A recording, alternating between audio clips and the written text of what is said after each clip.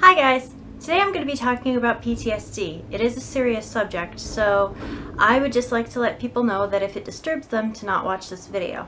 Thanks!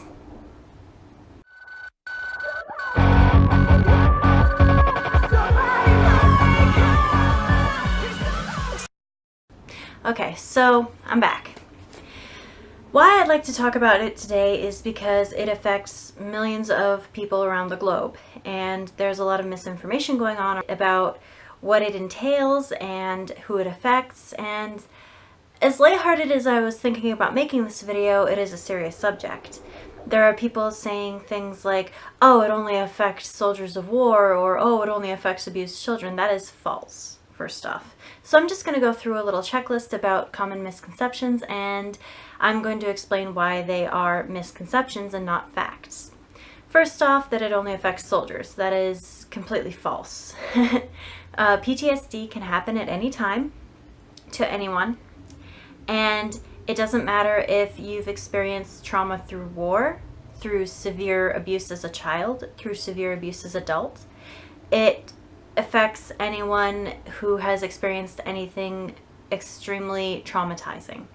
This could be a car crash, it could be a severely bad experience with a partner, domestic violence, it could be a really bad surgery, it could be anything at all. Misconception number 2, that it all looks the same. That is not true. There are varying degrees of PTSD. There are episodes where you merely have bad memories and you're sort of grumpy. That's the best way to explain it. You could be smiling and laughing one minute and then the next you're very sullen because something reminded you of that bad memory. And then there are episodes where you are curled up on the floor crying, unable to catch your breath, screaming sometimes, not knowing where you are, who the people are around you. And those moments are very embarrassing. So don't shame the person having them. Don't look down on them. It's not fun for them. They don't do it for attention. Often they apologize profusely because they genuinely are sorry, but it's not something they can help. Don't look down on them or make it worse than it already is for them. And when they try and explain to you that these things could happen, respect that, okay? Don't purposefully go after them to make them freak out because you find it amusing. My ex used to do that to me. He would put tobacco, loose leaf chewing tobacco under my nose to make me smell it, and that's one of my triggers. I will tear up and start crying whenever I smell that because it's a trigger for me. And that was not fun for me. Okay? Don't purposefully trigger people into freaking out because you think it's funny. That's stupid. Don't do it. They're trying to get better. They're trying to get over their horrible happenings, and you're not helping them by triggering them on purpose. Misconception number 3, that if someone is in therapy, that it means that they are getting better. That is not necessarily true. Just because someone is in therapy and working on it, that doesn't mean that they will not have bad days. Capital B, capital D, bad days. That means that yes, they might be doing better, but that doesn't mean that bad days might not still happen.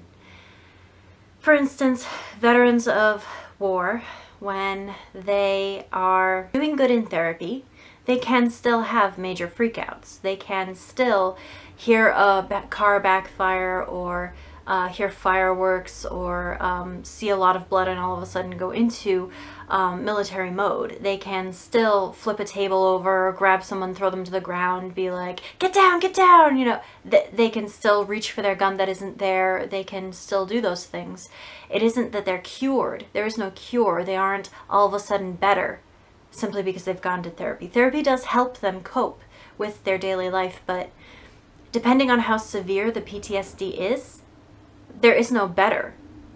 Okay, they can deal with it. Just let them deal with it. Help them when they need help. But there is no better. They aren't all of a sudden not having to deal with it anymore. It takes a great strength of will just to deal with it every single day. If someone asks you not to do something around them because they might freak out, don't do it just to test them, to see how much better they are just because they've been going to therapy. That's stupid. Okay? Just don't.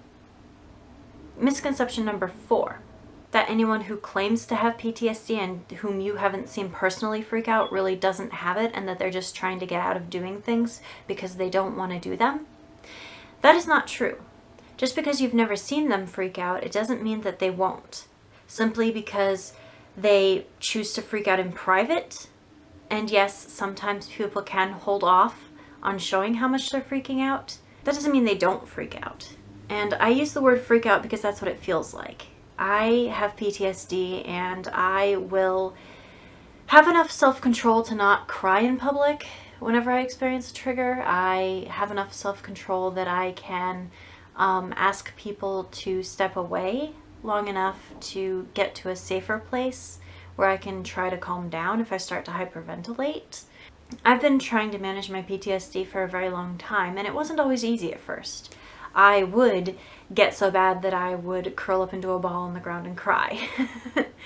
It was very embarrassing. I would apologize afterward, and a lot of people wouldn't understand, and they would stop talking to me after, thinking that I was just a freak or weird or bad.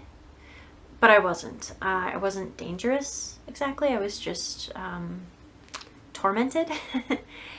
But I don't want to seem like that to people, so whenever the chance arises for me to remove myself from the situation because no one else will help me, then I will. I will remove myself from the situation and try and deal with it in private, and sometimes that does involve crying, sometimes that does involve hyperventilating, sometimes that does involve curling up into a little ball.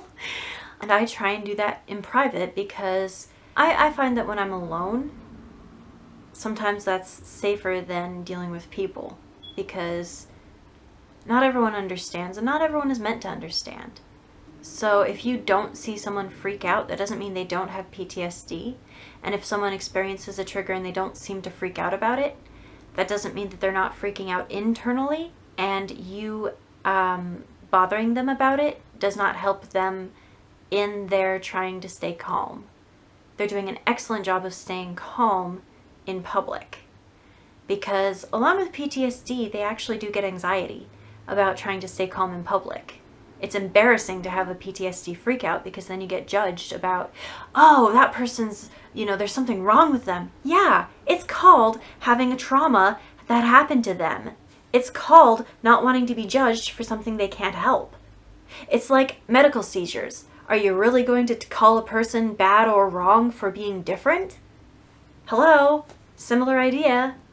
No, it's bad. Don't do it. Misconception number 5.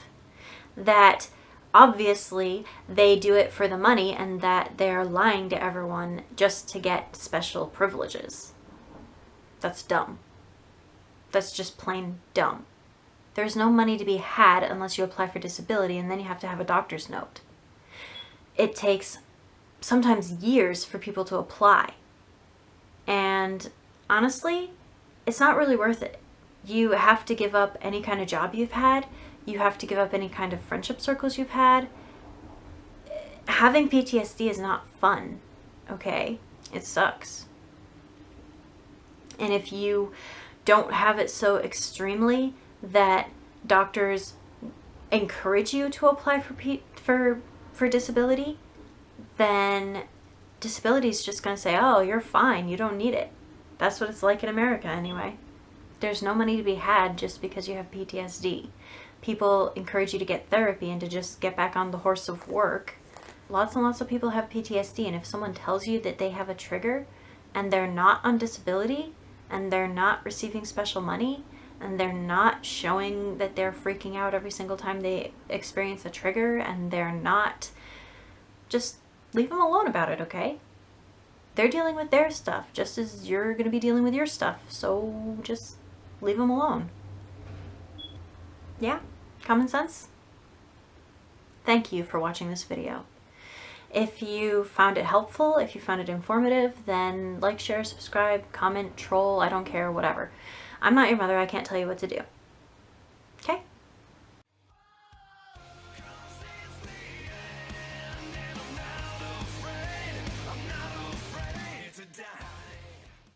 Oh, and another thing. If you actually found value in this video, please donate to your local veterans society. There are literally thousands of homeless veterans in every state. The government doesn't pay for crap for their care, for their therapy.